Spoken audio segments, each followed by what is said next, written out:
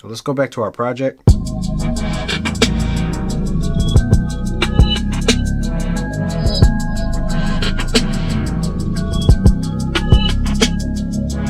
What's up fam, I'm Brandon Rico, and today I want to talk to you a little bit more about BandLab and how you can actually set up and manipulate your sample loops and one-shots inside of BandLab. Because I know how frustrating, sometimes even overwhelming and intimidating beat making can get, especially when you're first starting out.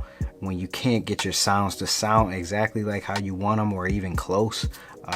Yeah, I just want to show you how to maneuver around that using some of BandLab's built-in features to get started making beats using your one-shots or your sample loops to collaborate or even create whole new compositions of your own. So let's go ahead and jump in. Let's get started and let me show you how my workflow and how I use BandLab to manipulate sounds and kind of arrange my samples and stuff like that. All right, so getting started, you want to open up BandLab and go ahead and hit the plus button so that you can open up a new file or open up a new project. From this menu, you can either, like I said in other videos, you can have you can start your project off with so many different type of templates. You can also even hit this Open Studio button, and then it'll start you off with a blank slate, a blank project, and then it'll give you options to add an instrument or virtual instrument or something like that. But specifically for projects like this, I like to start off blank. This gives me an opportunity to change the global settings before I even get started. So a lot of times when you're working with sample loops, like if you're downloading stuff from Splice or something like that, you'll have a set BPM in the title of that sample loop. And the beauty about BandLab is that everything is pretty much straightforward and easy to understand. It gets you familiar with the lingo, it gets you familiar with terminology without throwing anything over comprehensive at you.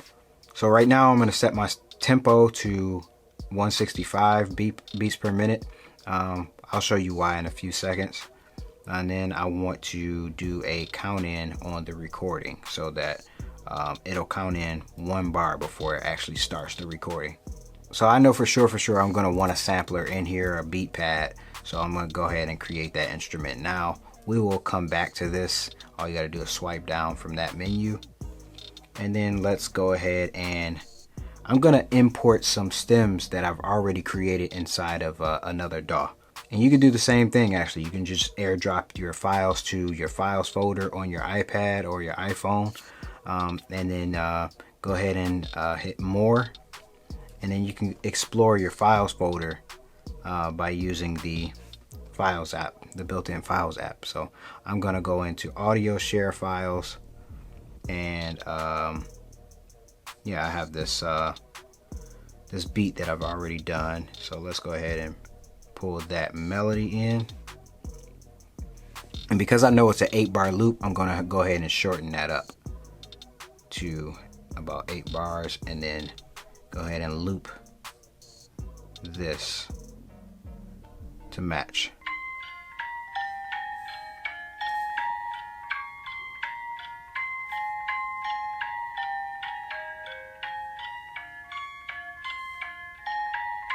All right, so let's go ahead and import some more loops from that project. I'll bring this in, do the same thing, shorten it up to about 8 bars. Once you bring a sample loop in, you can tap it and then it'll highlight that cell. And then once you highlight that cell, you get additional options to either trash it, you can duplicate it, you can loop it, and then you can just keep tapping that to loop it on and on and on, or you drag it out and it'll loop exactly the same. Or you can split it by the playhead. So you can see that this becomes 2 separate cells in the same composition. So wherever your playhead is, you can go ahead and tap that, and it'll split it by the playhead. Doesn't even really matter. It doesn't even have to be snapped to the grid. Actually, you can just split it. They become their own separate cell. So you can now shorten these up, rearrange them, move them around.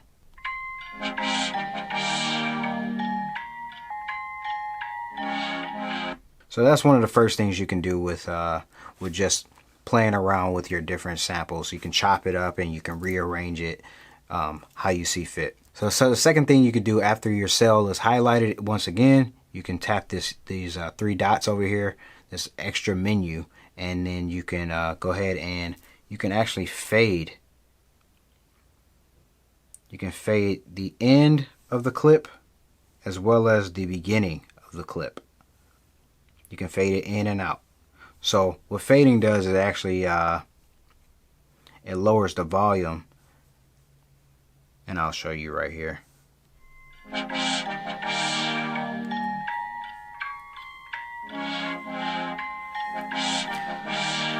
So that as it plays, it progressively gets louder or progressively gets quieter at the end or at the beginning or right there in the middle. You can fade it as much as you want.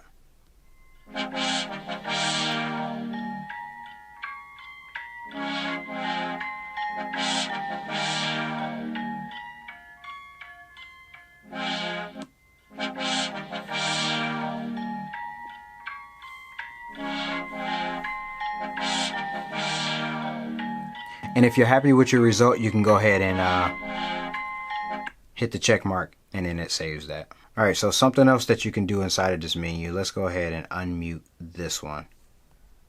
So let's bring in the hi-hats. So something else you can do inside of this menu is go ahead and tap those three dots again. You can actually shift. So what this does is actually you can shift these by milliseconds. You can shift where this cell is positioned on your timeline by milliseconds. So you can see as I move it over, move it to the left or move it to the right, it will move in time just a little bit. So you can go ahead and play that. So if I want my hi-hats to sound a little bit lazier, I can go ahead and shift it over. Another term for this would be called nudging.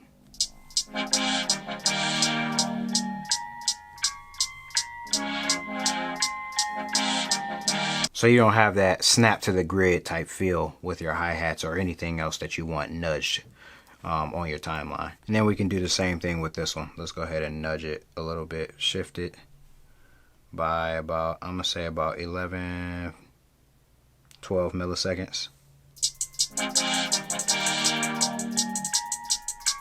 I'm happy with that.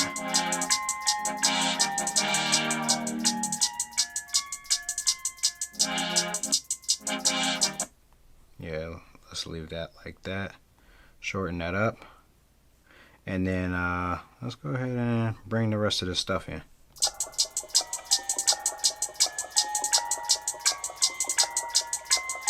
Another way that you can start manipulating your samples that you're bringing in is adding effects to it. So what we'll do is double tap the instrument and then go ahead and open up the effects. A lot of these effects are pretty much meant for like vocals or live instruments, but I find it pretty interesting to see what these do to like sample loops or libraries or just random sounds that I'm playing, you know, with MIDI controllers or whatever I put on here. So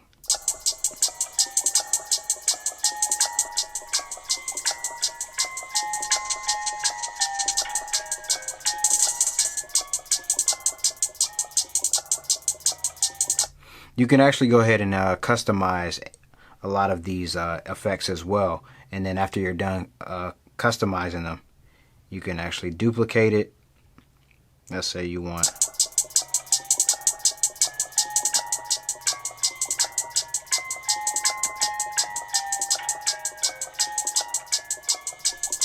so after you're done customizing it, you can duplicate it and save it as a preset so that you can pick that that set customization every time. And let's do the same thing for these hi-hats too. Let's put an effect on that.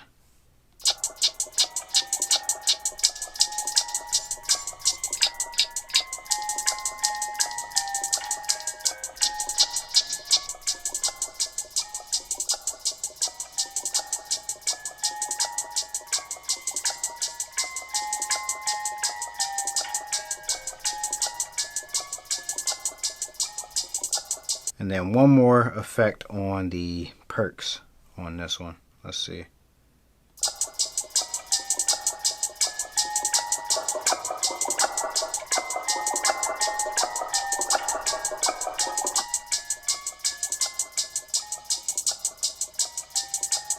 And so now let's unmute this one.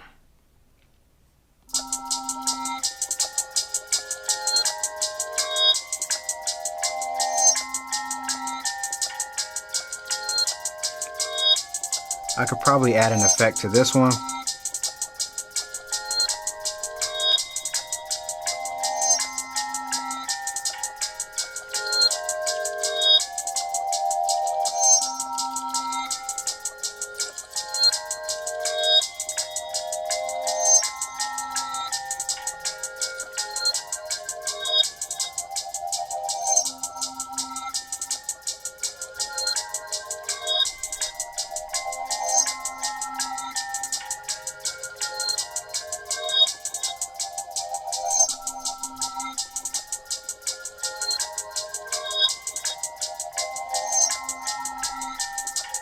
I like the way that sounds. So let's go ahead and let's leave it like that.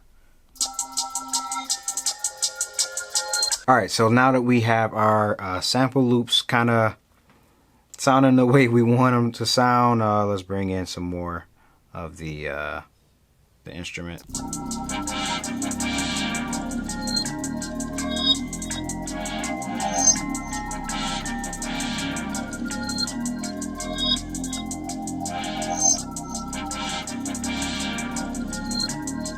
Alright, so let's go back to the very first track we created when we were creating this whole project. And this is actually BandLab's built-in pad sampler type instrument. We can press the edit tab and then we can delete this. Let's start up here. Let's highlight this cell. Highlighting it either records or highlighting it. You can see these two buttons down here at the bottom. It says import audio or video. So you can grab little splices or little sounds that you get from videos or screenshots or whatever you have in your photo library, or you can import files that you have in your files folder. So if you bought like some sample packs or some sample loops or even downloaded some samples from Splice or something like that, you can actually import them here. Again, we're going to go to more and then we can explore our files library. Let's go to let's go here. Yeah, let's go to kicks here. So right now I just imported a kick drum. Within this edit window, you can actually not only can you edit and import sounds, but you can also edit and manipulate the one shot that you pulled in. So again, this is pretty straightforward, pretty easy to understand, pretty simple. Everything laid out is exactly how it sounds. So since this is a kick drum, we kind of want this to hit a little bit harder. And if you hit normalize, you can see that it actually expands that that wave file. It kind of makes the quietest parts equal to the loudest parts in that wave file. So if you feel like your 808s or your kicks aren't hitting hard enough, just hit normalize and let's see what it does. You can change the color of this pad, and then you can choose to crop this. So if you want the pad to be a lot shorter, let's say you have a longer 808 or something like that, you can actually permanently crop this pad so that it shortens up the play time. You can also hit reverse on this and it'll play your one shot backwards. Now the way this is played is actually through gate. So this will only play as long as I hold it down. And a lot of times when you're dealing with drums, you're going to want this to play as soon as you trigger it. You can also set this to loop so that as long as you're holding it down, it plays over and over and over again. That feature is actually good for hi-hats, which is something I'm going to show you in a few seconds. But you can change the tone, you can change the release and the attack. Also, something else that I forgot to mention right here on the outside, you can change the volume, the main volume and the main pitch of each cell, of each pad that you're working with.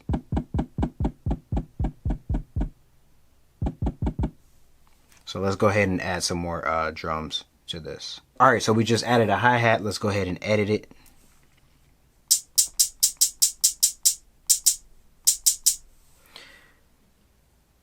And remember when I told you you can hit the reverse? It'll play your one shot in reverse. but you can also change the start time and the end time of what was being played. This is a really good way of completely changing up the way that your one-shots will perform. Alright, so we can duplicate that. And then let's edit it again. Let's undo everything we did. So let's change the start point and the end point. Let's reverse that back so that it plays regular. Let's go ahead and set it to a loop. So remember I said as long as you're pressing down on the pad, it'll loop on itself. And the closer you drag that end time, it'll play with what's in between those brackets. The closer you drag that end time to the start point,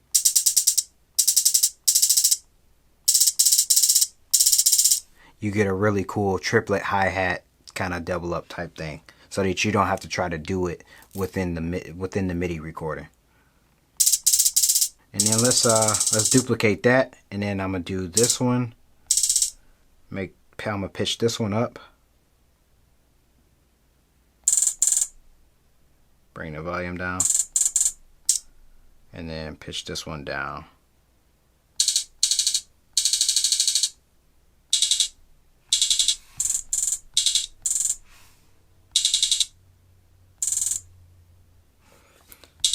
So after we pitch this one down, you can see that it starts to play a little bit slower. And we still want that to play a little bit fast. There we go. Alright, so now we're done editing our pads, right?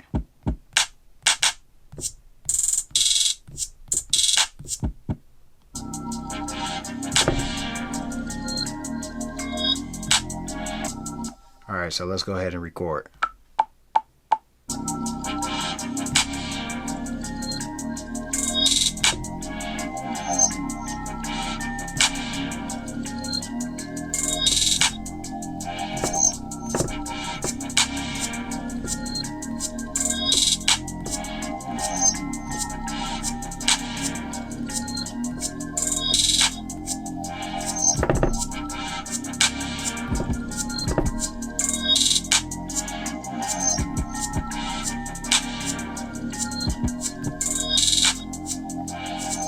I could have did that a whole lot more smoother. That was a little sloppy, but you get the point.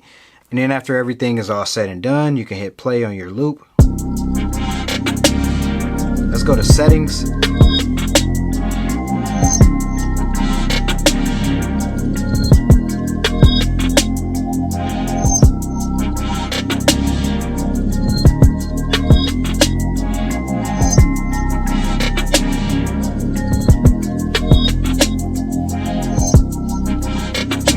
Change the tempo, then it starts to change real time. You hear everything change in real time.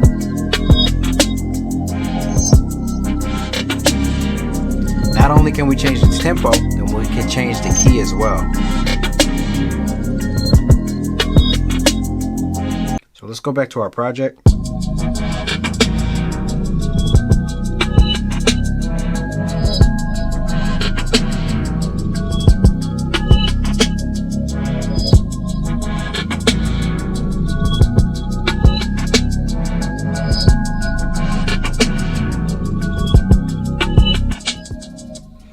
Way darker than I anticipated, but that's dope. So those are some ways that you can edit and manipulate your samples and your sample loops, your one-shots inside of BandLab. Hopefully that was helpful to somebody and I was able to give you a little bit more insight. If that was helpful, go ahead and don't forget to hit that like button and subscribe, because we do stuff like this. We make content like this all the time. So yeah, if you want to see more content like this, stay tuned. We'll be talking a little bit more about BandLab in the next couple of videos too. So yeah, stick around, hit that subscribe button. I'm Brandon Rico. Thanks for rocking with me. Thanks for rocking with the channel. Peace.